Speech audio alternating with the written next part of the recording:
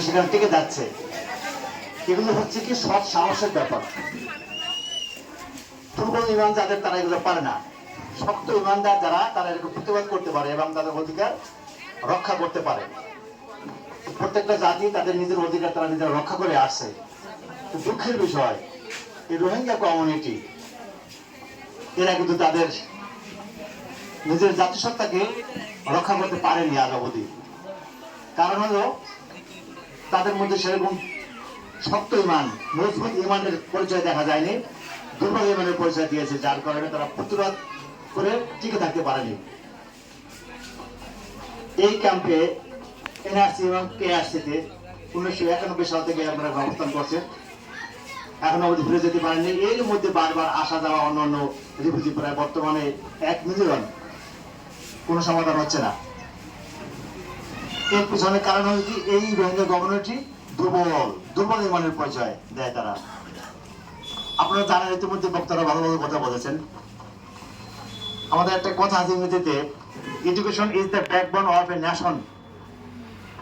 শিক্ষাই জাতির মেরুদণ্ড।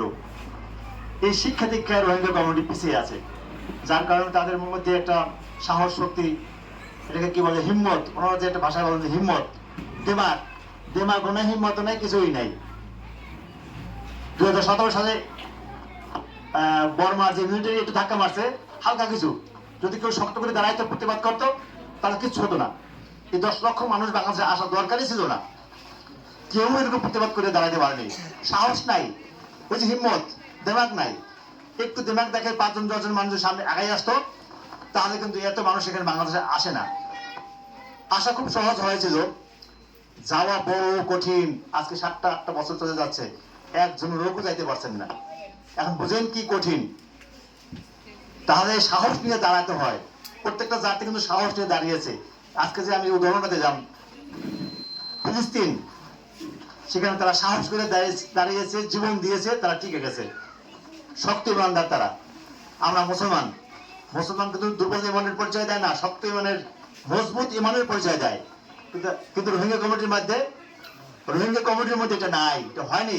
আপনার সাক্ষী, বারবার একটু ধামধুম মারে দেয় ওরা, হালকা একটু ফারস ফুরস করে দৌড়িয়ে চলে আসে বাংলাদেশে। আর বাংলাদেশের আছে মানবতার, কি বলবো, অঢেল, হ্যাঁ, মানে মানবতা বিশাল, মানবতা নিয়ে বসে আছে, তাই আপনাদের আশ্রয় প্রশ্রয় দেয়, আমরা এসে পড়েন। এটা বড় ভুল। সবখানি ঘুরে দাঁড়াতে হয়, ফিরে দাঁড়াতে হয়, সাহস করে দাঁড়াতে হয়, জীবন দিতে হয়। নিজের দেশের জন্য, মাটির জন্য জীবন দিলে যদি কেউ মারা যায়, সেখানে ইসলামের ভাষায় বলা হয় শহীদ। শহীদের মৃত্যু মানে কি? জান্নাতবাসী।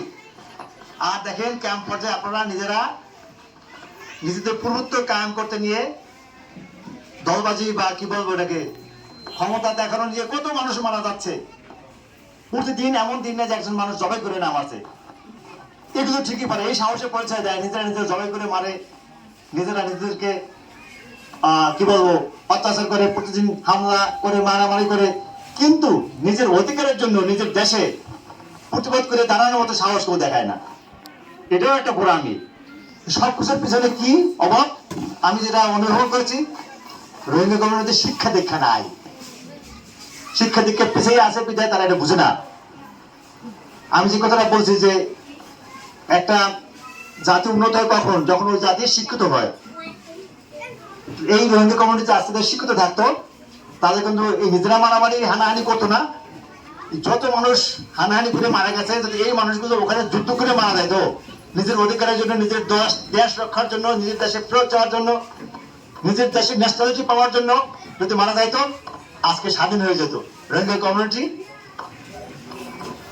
রাখাইন স্টেটে আর কি, মুসলিম কমিউনিটি ওরা বলে, আপনার ওখানে মর্যাদা পেতেন এবং আপনার স্বাধীন হতে পারতেন। আচ্ছা, আমি এখন বলতে চাচ্ছি যে এখানে শিক্ষণীয় বিষয় আছে আপনাদের। কতদিন মানুষ এরকম অবহেলায় থাকে? এখানে তো কোনো ভবিষ্যৎ নাই। ক্যাম্পে কোনো ভবিষ্যৎ আছে? কেউ মেটি পাবেন, জমিন পাবেন, বাড়ি বানাতে পারবেন? এটা সম্ভব না। বাংলাদেশের স্বাধীন দেশ, বাংলাদেশ তা দিতে পারবে না। বাংলাদেশেরও অর্থের সীমাবদ্ধতা আছে। আপনারা বুঝেন, ছোট্ট একটা দেশ বাংলাদেশ চলে। তাহলে এই কমিউনিটি দেখেন কত পিছাই আছে পড়ালেখার পিছনে, অথচ একটা শিক্ষিত মানুষই কিন্তু প্রতিবাদ করতে জানবে। একটা শিক্ষিত মানুষের নিজের অধিকার, নিজের রাইট আদায় করতে এগিয়ে আসবে, অথচ সেদিকে আপনারা লক্ষ্য রাখছেন না। যদি সবাই আজকে এই শিক্ষা দীক্ষা থেকে আগে আসতেন, তা তার মধ্যে একটা বুদ্ধিমত্তার চিন্তা হতো, সে বুঝতো নিজের রাইট কি, এই রোহিঙ্গা কমিউনিটির ভবিষ্যৎ কি, কতদিন ধরে অন্য দেশের আশ্রিত হয়ে থাকবে, এটা শিক্ষিত জনগোষ্ঠী বুঝতে পারে।